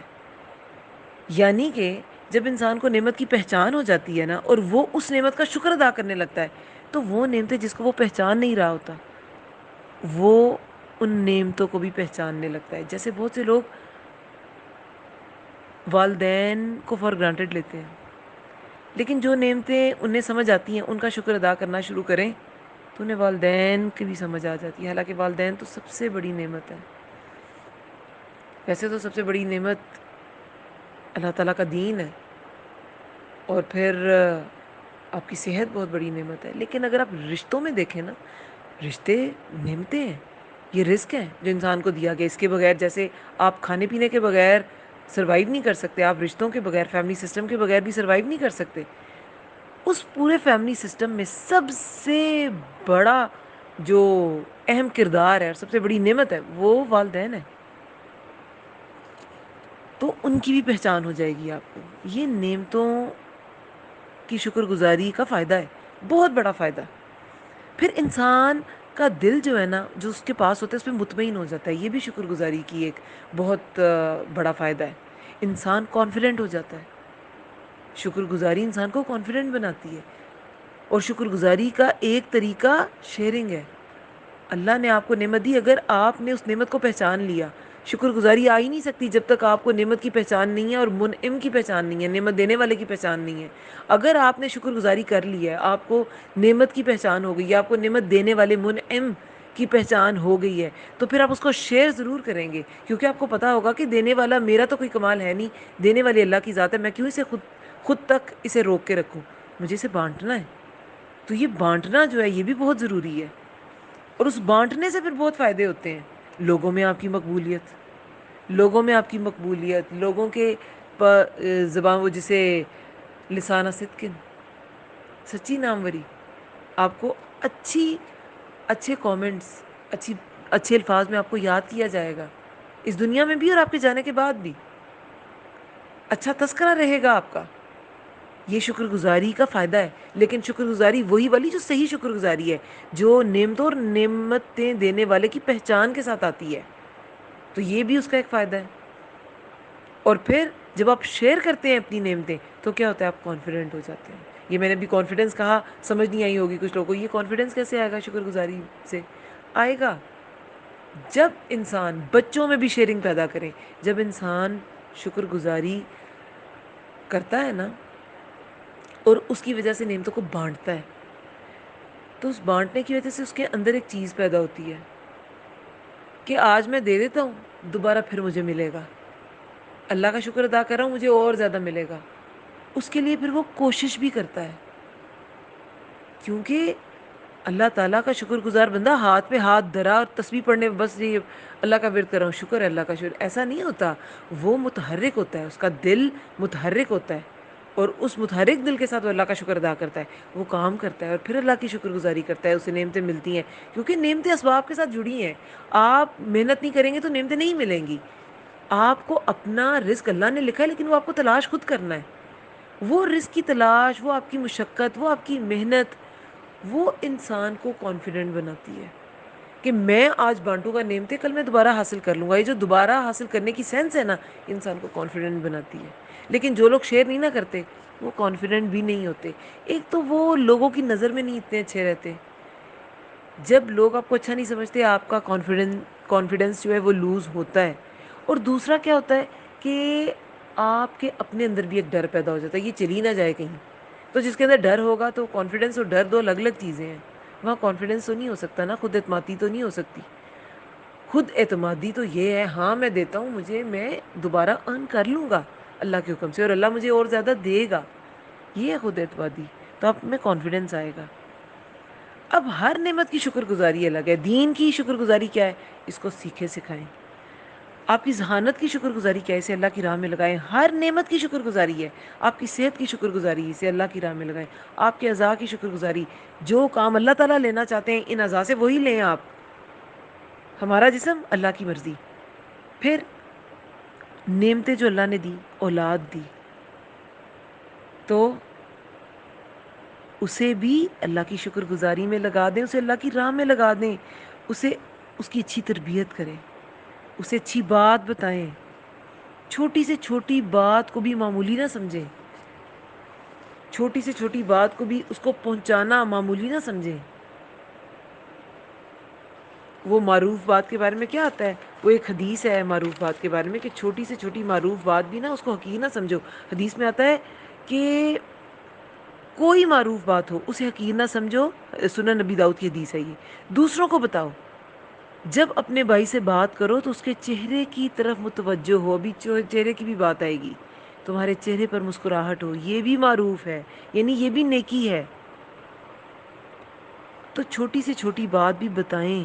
تربیت اچھی کریں، بچوں کی تربیت اچھی کریں. مال کی شکر گزاری کیا ہے؟ اسے اللہ کی راہ میں لگائیں.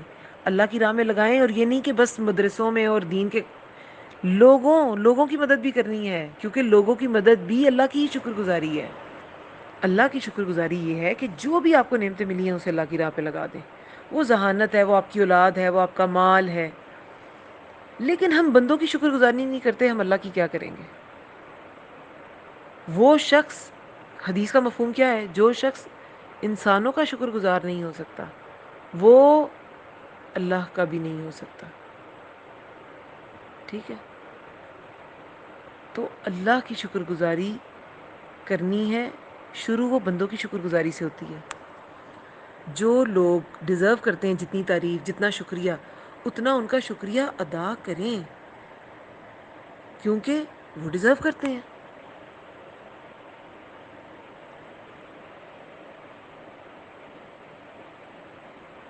ایک قول ہے کہ اللہ کا اتنا ذکر کرو کہ لوگ تمہیں دیوانہ کہیں. ٹھیک ہے؟ تو اللہ کی شکر گزاری یہی ہے کہ انسان کے ذہن میں، انسان کی زبان میں اللہ ہی ہو، اس کے ظاہر میں، اس کے باطن میں اللہ ہی ہو. یہ سب شکر گزاری کے تقاضے ہیں. اور یہ شکر ادا کرنے کے طریقے ہیں. دین کو سیکھیں مزید اور سکھائیں بھی. پھر لوگوں کے شکر، لوگوں میں سب سے پہلے والدین کی شکر گزاری، اسی کا ذکر ہے بھی. وَوَصَّيْنَا الْإِنسَانَ کیا بِوَالِدَيْهِ، اپنے والدین کے ساتھ احسان کرو. اور آگے ان کی شکر گزاری کا تذکرہ ہے. شوہر کی شکر گزاری بھی وہ کیا ہے، انہیں خوش رکھیں، ان کی بدخوئی نہ کریں، ان کی پازیٹیو چیزوں پہ نظر رکھیں. شکر گزاری تو ہوتی ہی ہے کہ جو اللہ نے دیا اس پہ نظر ہو، جو اللہ نے نہیں دیا اسے اس کا واویلا نہ کریں. تو شوہر کی شکر گزاری بھی یہی ہے، جو اچھے پوائنٹس ہیں وہ ذہن میں رکھیں، اور جو کوئی کمی ہے تو یہ یاد رکھیں آپ میں بھی کمیاں ہیں، اس کا واویلا لوگوں کے ساتھ نہ کریں، لوگوں میں اس کی تشہیر نہ کریں. اب یہاں پہ والدین کی شکر گزاری کا تذکرہ ہے کہ اپنے والدین کے ساتھ احسان کرو. احسان کا بالوالدین احسانا، یہ ہم نے ویسے بھی پڑھا ہے قرآن میں، بہت امپورٹنٹ یہ آیت ہے. اور اسپیشلی والدہ کا تذکرہ آیا ہے. حملتہ امہ، اٹھایا اس کو اس کی ماں نے، وہنن علی وہن، کمزوری پر کمزوری سہتے ہوئے. پہلے فرسٹ منتھ میں اسے وائٹامنس کی ضرورت ہے، پہلے 3 مہینے سے وائٹامنس فولک ایسڈ کی ضرورت ہے. ان کو ٹیبلیٹس بھی خواتین کو ایسی ہی ملتی ہیں پریگننسی میں. پھر آگے جوں جوں بڑھتا ہے بچہ، جی کیلشیم کم ہو رہا ہے، جی کیلشیم سٹارٹ ہو گیا. ہڈیاں ظاہر ہے بچے کی ہڈیاں کہاں سے بنیں گی، والدہ کی کیلشیم سے بنیں گی نا، اس سے ہڈیاں، اس کی ہڈیاں بیچاری کی اس کا وہ نچڑ رہی ہوتی ہیں. پھر کیلشیم سپلیمنٹس اسے لینے پڑتے ہیں. پھر آئرن، پھر جی خون کم ہونا شروع ہو گیا، آئرن سپلیمنٹس سٹارٹ کرا دو. یہ کیا ہے، یہ ساری کمیاں ہو رہی ہوتی ہیں خاتون میں، ماں میں. تو کمزوری پر کمزوری سہتے ہوئے. کچھ لوگ کہتے ہیں کہ مطلب والدین نے ہمارے لیے کیا کیا، اور اسی طرح کی باتیں کرتے رہتے ہیں. لیکن یہ ایک ایسی کمزوری ہے جو بچے کی پیدائش کے وقت عورت سہتی ہے، کہ یہ ہر ماں نے صحیح ہوتی ہے. ہر ماں نے اس پروسیجر سے گزر کے بڑھتی ہوتی ہے بچے کو. اور پھر دودھ چھڑانا ہوا، یہ بھی کچھ کراتی ہیں، پھر کچھ نہیں کراتی، لیکن یہ ایک بچے کا حق ہے. 2 سال ضرور کرائیں. 2 سال اگر مشکل ہے تو کچھ عرصہ تو کرائیں. فرض نہیں کیا اللہ تعالیٰ نے عورت کی سہولت کے لیے، لیکن یہ ایک بچے کا حق ضرور ہے، یہ حق اس کو دے. اور دودھ چھڑانا ہوا اس کا 2 سال میں. ٹھیک ہے، تو تقریباً کتنے، یہ تقریباً کہا جاتا ہے کہ 30 ماہ کا عرصہ لگ جاتا ہے. جو محققین ہیں نا اسلامی، وہ کہتے ہیں کہ کم سے کم جو اگر آپ اسلامی تاریخ بھی دیکھیں نا، اس میں کم سے کم وقت میں جو پیدائش ہوئی ہے نا وہ 6 منتھس میں ہوئی ہوئی ہے. اس سے کم کا بچہ تو بہت مشکل ہے کہ بچے. تو 2 سال اس کے دودھ چھڑانے کے، اور 6 ماہ کا کم از کم کی بات کی جا رہی ہے. زیادہ تو ظاہر ہے 9 ماہ اور پلس بہت ڈیز، سال کی بھی بہت سی روایات ہمیں ملتی ہیں، کہ 1 ایئر پلس کی بھی روایت ملتی ہے لوگوں کی، کہ جو کہتے ہیں کہ ہم اتنی دیر ہماری والدہ کی پریگننسی رہی. لیکن کم سے کم کی بات کی جا رہی ہے وہ 6 منتھس ہے. اور باقی 2 سال دودھ چھڑانا تو 30 منتھس یہ ویسے ہی بن جاتے ہیں. یہ کم سے کم کی بات کی جا رہی ہے. تو یہ ساری کمزوری، 2 سال دودھ پلاتے ہوئے کمزوری جو عورتیں پلاتی ہیں، ان کو پتہ ہے کہ وہ کیا پروسیجر ہے.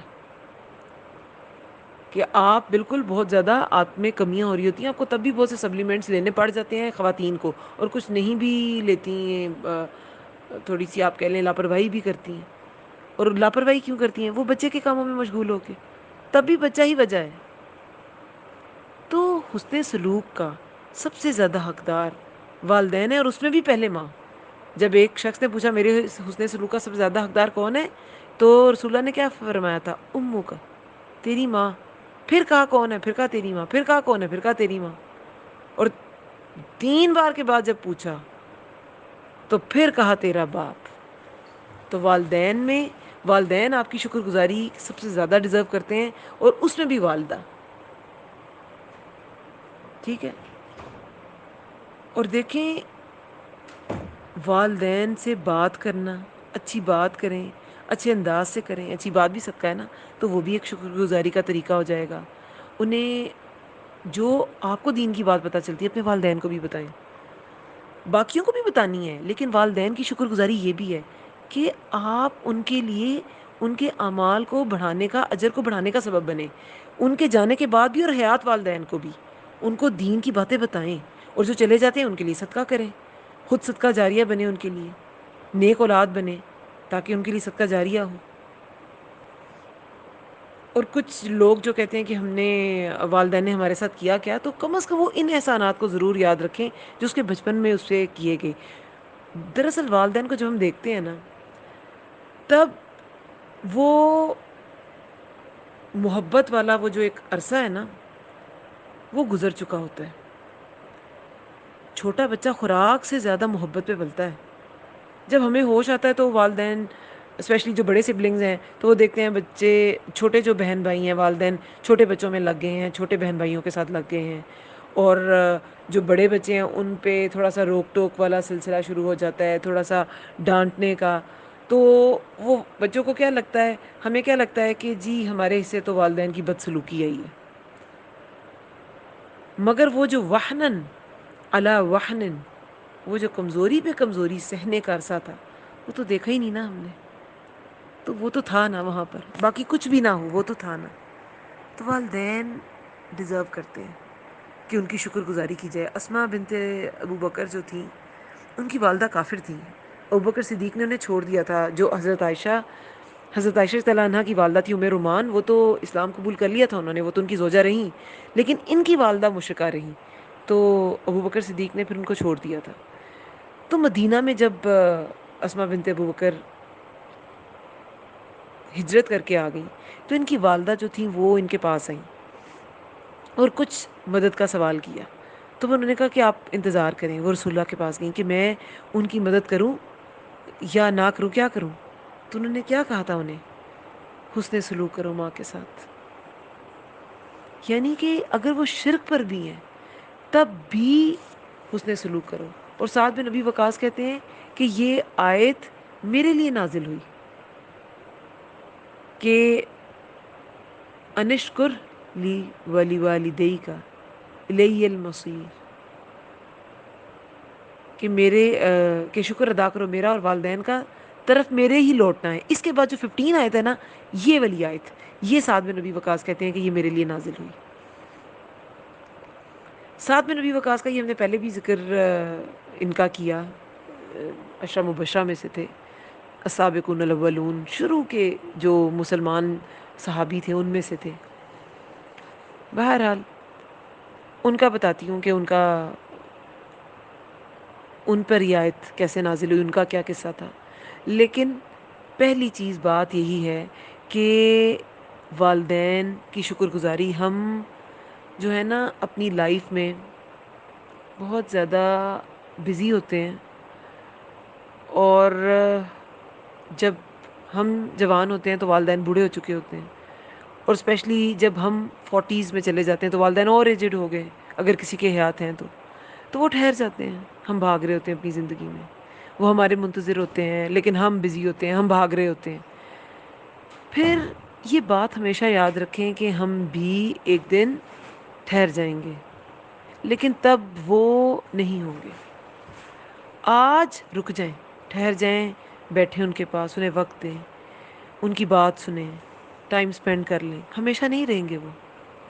تو یہ والدین کا شکر ہے، شکر گزاری ہے کہ آپ انہیں وقت دیں، ان کے ساتھ اچھا سلوک کریں۔ گئے ہوئے والدین جو ہیں ان کے ساتھ حسن سلوک کے بھی بہت سے طریقے ہمیں احادیث میں، سنت میں ملتے ہیں کہ اپنی والدین، اس کی سہیلی کے ساتھ اچھا سلوک کریں، یا اس کے لیے صدقہ کریں، والدین کے لیے صدقہ کریں، نیکی کے کام کریں۔ جو بھی نیکی کے کام کریں وہ تو ظاہر ہے صدقہ جاریہ بنتے ہیں والدین کے لیے۔ اور اگر نہیں کریں گے تو کیا کریں گے؟ آپ اپنے والدین کی نیکیاں کھا جائیں گے، کہ والدین سے پوچھو گی کہ تم نے اپنے بچوں کو بتایا کیوں نہیں کہ یہ بھی نیکی کرتے قیامت کے روز، کہ یہ بھی نیکیاں کرتے قیامت کے روز۔ کچھ لوگوں کو کیا کہا جائے گا جب ان کی نیکیاں ختم ہو جائیں گی؟ تمہاری نیکیاں تمہاری اولاد کھا گئی، ان کے برے اعمال تم نے انہیں کیوں نہیں بتایا تھا؟ ٹھیک ہے، تو ان کی شکر گزاری، اللہ تعالیٰ نے والدین کی شکر گزاری کے بعد فوراً والدین کا شکر ادا کرنے کا حکم دیا ہے. اپنا شرک نہ کرنا اللہ کی شکر گزاری ہے، اور والدین کے ساتھ حسن سلوک کرنا ان کی شکر گزاری ہے. والدین کی شکر گزاری والدین کے ساتھ حسن سلوک ہے. ٹھیک ہے. اور پھر کیا، الی المصیر، طرف اسی کے لوٹنا ہے. تو اللہ کا حکم مانے اس کی طرف لوٹنا ہے. الی المصیر. معاذ بن جبل جو ہے نا، انہیں جب یمن کا گورنر بنا کے بھیجا گیا، ہم نے بہت مشہور حدیث ہے، بار بار سنی ہے کہ رسول اللہ نے کہا کہ تم آسانی والا معاملہ کرنا، انہیں نماز کی تاکید کرنا. جب وہ توحید پر آ جائیں، جب وہ نماز پہ ٹھہر جائیں، پھر ان سے زکوٰۃ کا مطالبہ کرنا، ان سے بہت ان کی شاندار چیز نہ لینا. یہ ساری ہم نے بڑی ڈیٹیل سے پڑھی. تو جب معاذ بن جبل گورنر بن کے گئے نا یمن، تو وہاں کے یمنی ایک شخص ہیں عمر بن مامون الاودی. وہ کہتے ہیں کہ معاذ رضی اللہ عنہ نے ہم میں آ کر ایک خطبہ دیا، اور وہ خطبہ جو تھا نا، وہ سارے کا سارا کس بات پہ منحصر تھا کہ ہم نے اللہ کی طرف جانا ہے. تو بس تم جو بھی کرنا اللہ سے ڈر کے کرنا. کیا معاذ بن جبل نے کہا؟ انہوں نے کہا، یہ جو عمر بن مامون اودی تھے الاودی، انہوں نے کہا کہ اے بنی اود، میں رسول اللہ صلی اللہ علیہ وسلم کا تمہاری طرف بھیجا ہوا قاصد ہوں. تم جانتے ہو کہ ہم سب نے اللہ کی طرف لوٹ کر جانا ہے. یعنی کہ میں قاصد ہوں، مجھے رسول اللہ نے بھیجا ہے، تم عوام ہو، لیکن دونوں نے جانا اللہ کی طرف ہے. پھر اپنے عمل کی بنیاد پر جنت یا دوزخ میں ہم چلے جائیں گے. ہمارا ٹھہرنا مسافروں جیسا ٹھہرنا نہ ہوگا، وہاں ہمیشہ رہنا ہوگا. موت نہ آئے گی، ہم ایسے جسموں میں ہوں گے جسے موت نہ آئے گی. یہ گورنر کا پہلا ایڈریس تھا. کوئی اپنی بڑائی نہیں، کوئی نہیں کہ یہ کرنا ورنہ میں یہ کر دوں گا، تم نے یہ نہ کیا، میری بات نہ مانی تو یہ کروں گا. صرف اللہ کا ڈر. یہی ایک خالص شخص ہوتا ہے جو اللہ کا ڈر دلاتا ہے کہ اللہ سے ڈرو، اس کی طرف جانا ہے، حساب کتاب اللہ کی طرف دینا ہے. مجھ سے نہ ڈرو، مجھے کیا حساب دو گے. الی المصیر. تو والدین کے ساتھ تم نے کیا کیا؟ تم نے شرک کیا کہ نہیں کیا؟ سارے معاملات جو بھی اللہ تعالیٰ نے بتائے سب ویسے ہی کرو جو اللہ نے کیے. کیا؟ الی المصیر. اللہ تعالیٰ کی طرف لوٹنا ہے. وَإِن جَاهَدَاكَ. اور اگر دونوں کوشش کریں تمہارے ساتھ، اعلیٰ اس پر، ان کے تشرکا، تم شریک کرو، بھی میرے ساتھ، ما لیسا، اسے جو لیسا نہیں، لکا تمہیں، بھی جس کا علم کوئی علم، فلا تو نہ تطعہما، تم اطاعت کرو ان دونوں کی. وصاحبہما، اور ساتھ رہو ان دونوں کے، پھر دنیا میں معروفہ، بھلے طریقے سے. واتبع، اور پیروی کرو، سبیلا، راستے کی، من، اس کے جو، انابا، رجوع کرے، الیہ، میری طرف، ثم، پھر، الیہ، طرف میرے ہی، مرجعکم، لوٹنا ہے تمہارا. فانبئکم، پھر میں بتاؤں گا تمہیں، بما، وہ جو، کنتم تھے تم، تعملون، تم عمل کرتے.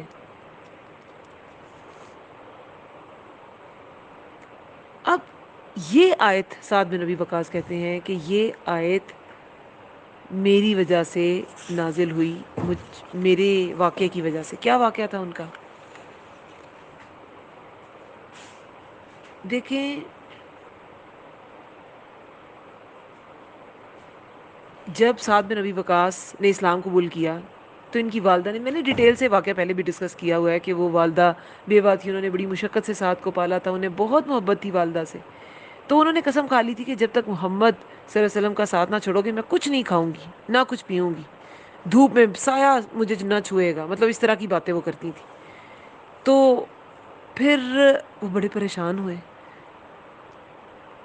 تو رسول اللہ نے بھی انہیں یہی بتایا کہ اس چیز پہ تم ان کا ساتھ نہیں دے سکتے. یہ آیت نازل ہوئی کہ دنیا میں اچھے طریقے سے رہو، مگر شرک میں اطاعت نہیں ہے. کہیں پہ والدین کی اطاعت کرنے کا حکم نہیں آیا، ان سے حسن سلوک کا حکم آیا ہے. ان سے حسن سلوک کرنا ہے، حتیٰ کہ وہ کافر ہیں تب بھی. کیونکہ وحنن علی وحنن، تو کافر معنی بھی اٹھایا ہوتا ہے نا. فسالہ کافر معنی بھی کیا ہوتا ہے، دودھ چھڑانا کافر معنی بھی کیا ہوتا ہے. ٹھیک ہے.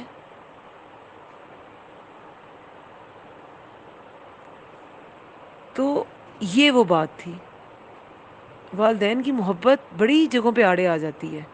کبھی کبھی بچے جو ہیں وہ دین کی طرف آ جاتے ہیں، لیکن والدین ماڈرن ہوتے ہیں، والدہ ماڈرن ہوتی ہے، کہتی نہیں تم نے کیا سر لپیٹ لیا ہے، تم یہ. میں نے خود ایکسپیرینس مجھے ایسی ماؤں کا ہوا کہ جو جنہیں اچھا نہیں لگتا ان کی بچیاں سر کور کریں اور اسکارف لیں باقاعدہ. تو پھر وہ بہت ایک چیلنجنگ ایک چیز ہو جاتی ہے اولاد کے لیے. کوئی بھی ہو، والدین ہیں، استاد ہیں، بزرگ ہیں، خاندان ہیں، ان سب کی پیروی اگر وہ دین سے ہٹاتے ہیں تو جائز نہیں ہے. ہاں، ایسا نہیں ہے کہ ان کی پیروی جائز ہی نہیں ہے. اگر وہ اللہ کے راستے پہ چلاتے ہیں تو کسی کی بھی پیروی کر لیں. کوئی راہ چلتا شخص بھی اگر اوتھینٹک آپ کو حدیث بتا رہا ہے اس کی بھی پیروی کی جا سکتی ہے. دین کی بات کرتے ہیں تو آپ کا خاندان کرتا ہے آپ اس کی پیروی کریں. آپ کے بزرگ خاندان کے بزرگ کرتے ہیں دین کی پیروی، آپ ان کی پیروی کریں، آپ کے استاد، آپ کے والدین. لیکن اگر دین سے پھیرتے ہیں تو سگے ماں باپ کی بھی نہیں کرنی. ان سے حسن سلوک کا حکم ہے ہر حال میں. لیکن جیسے اسما بنت ابی بکر تھی کہ والدہ مشرک تھی لیکن کہا کہ ان سے حسن سلوک کرو. ابو ہریرہ رضی اللہ عنہ کی مثال ہمارے سامنے ہے. والدہ مشرک تھی، دین کو برا بلا کہتی تھی. تو ایک دن روتے ہوئے آئے رسول اللہ کے پاس، کہا کہ میری والدہ کے لیے دعا کرے. تو رسول اللہ نے دعا کی. پھر واپس گئے تو والدہ تیار ہوئی کھڑی تھی غسل کر کے کہ چلو میں نے اسلام قبول کرنا ہے. پھر آئے روتے ہوئے، کہا آپ کیوں رو رہے ہو؟ کہا والدہ اسلام قبول کرنا چاہتی ہیں. تو والدین کا دین پہ نہ ہونا بہت اذیت کا باعث ہے. اور ایسے بھی لوگ ہوتے ہیں جو کنورٹ کر جاتے ہیں، اسلام قبول کر لیتے ہیں، والدین نہیں کرتے. میں نے ایسی ویڈیوز دیکھی ہیں لوگ کی جو دھاڑے مار مار کے رو رہے ہوتے ہیں کہ ہم اپنے والدین کے لیے دکھ یہ ہوتا ہے کہ اگر وہ مر گئے تو ہم ان کی بخشش کے لیے بھی دعا نہیں کر سکیں گے. کیونکہ دنیا میں آپ ان کی ہدایت کی دعا کر سکتے ہیں لیکن آپ کسی مشرک کی بخشش کی دعا نہیں کر سکتے، وہ چاہے آپ کے سگا والد ہو، والدہ ہو. جیسے ابراہیم علیہ السلام کو منع کر دیا گیا کہ تم اپنے والد کی بخشش کی دعا نہیں کر سکتے. رسول اللہ کو ان کے چچا کے لیے منع کر دیا گیا. تو بہرحال یہ ایک ٹیسٹ ہے، جس کسی کو ہو اللہ تعالیٰ اسے اس کے ٹیسٹ میں مدد دے. لیکن معروف طریقے سے معاملہ ہر حال میں کرنا ہے لیکن اتباع نہیں کرنی. واتبع اور پیروی کرو سبیل من اناب الی، راستے کی اس کے جو رجوع کرے میری طرف، جو اللہ کی طرف رجوع کرتا ہے اس کے راستے کی پیروی کرنی ہے. معروف طریقے سے معاملہ کرو مگر پیروی تبھی کرو جب وہ میرے حکم کے مطابق تمہیں چلائیں. نہیں چلاتے تو پھر ان کے راستے پہ چلو جو میرے حکم کے مطابق چلاتے ہیں. ثم الیہ، پھر میری ہی طرف مرجعکم، پھر لوٹنے کی بات ہے، میری ہی طرف لوٹنا ہے تمہارا. فَأُنَبِّئُكُمْ، پھر میں تمہیں بتاؤں گا، بِمَا كُنْتُمْ تَعْمَلُونَ، وہ جو تھے تم عمل کرتے. ابو درداء سے حدیث روایت ہے، وہ کہتے ہیں کہ رسول اللہ صلی اللہ علیہ وسلم نے مجھے وصیت کی اللہ کے ساتھ شریک نہ ٹھہرانا، اگرچہ تمہارے ٹکڑے ٹکڑے کر دیے جائیں یا تم جلا دیے جاؤ، اللہ کے ساتھ شریک نہیں ٹھہرانا. تو پیروی اس کی جو اللہ کے راستے پہ چلائے، اس کی نہیں، خواہ وہ کوئی بھی ہو. بہت سے اس میں اور بھی ہمیں مثالیں ملتی ہیں بہت سی، لیکن بات یہی ہے کہ حسن سلوک مطلوب ہے، پیروی مطلوب نہیں ہے والدین کی. لیکن حسن سلوک بھی ہر حال میں، کیسی بھی ماں باپ ہیں ہر حال میں حسن سلوک، کافر ہے تب بھی. تو اللہ تعالیٰ ہمیں والدین جیسی نعمت کو ویلیو کرنے کی توفیق دے. جو چلے گئے ہیں وہ بھی دعا کیا کریں، جو حیات ہیں وہ بھی دعا کیا کریں. رب ارحمہما کما ربیانی صغیرہ، اللہ تعالیٰ ان پر رحم فرمائے جیسا کہ انہوں نے پالا تھا ہمیں جب ہم کمزور تھے. تو ان کی کمزوری کی حالت میں اللہ تعالیٰ ان پر بھی رحم فرمائے. آمین یا رب العالمین. اللہم ارزقنی تفکر و تدبر لما یتلوہ لسانی من کتابک والفہم له والمعرفة بمعانی والنظر فی عجائبی والعمل بذلك ما بقیت انک علی کل شیء قدیر. اے اللہ تیری کتاب قرآن میں سے میری زبان جو پڑھتی ہے اس میں مجھے تفکر، تدبر اور اس کی سمجھ عطا فرما اور اس کے معنی اور عجائبات کی پہچان کروا، اور جب تک میں زندہ ہوں اس کے مطابق عمل کروں. بے شک تو ہر چیز پر قدرت رکھنے والا ہے. آمین یا رب العالمین. سبحانک اللہم و بحمدک نشہد ان لا الہ الا انت نستغفرک و نتوب الیک. السلام علیکم و رحمۃ اللہ وبرکاتہ.